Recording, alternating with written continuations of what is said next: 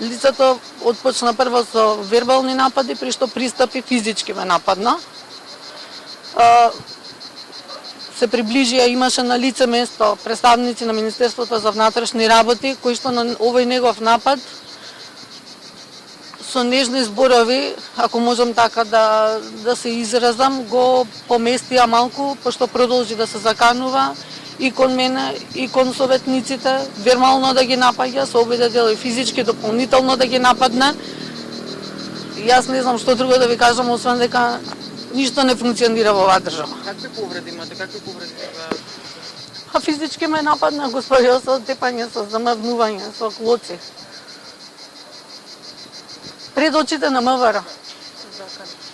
Закани од најдолен ред со силување, по мене, по семејството, пред ушите и пред очите на службениците од Министерството за внатрешни работи.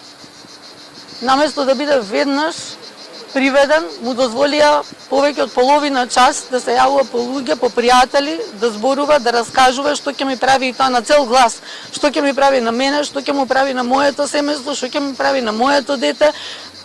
Не знам како да ви објаснам, службените лица кои што беа со нас, од кои што најголемиот дел беа жени, со најпогрдни зборови кои што ми е исклучително срамно, не сакам да ги повторам во јавност како им се обраќаше, иницираше да ги нападнат дополнителни 10 лица кои што се собраа во толпа тука, со офрлање на столчиња, со плукање по нив од озгора, значи тоа беше, не знам како да ви кажам, јас мислам дека на оваа територија кај нас Министерството за внатрешни работи, покрај тоа што имаше 10 полицајци со нас, кои што отпосле дојдоа, како овие двајцава си правеа муабет со напаѓачот, дека на одредена територија кај нас во градов немаат никакво влијание.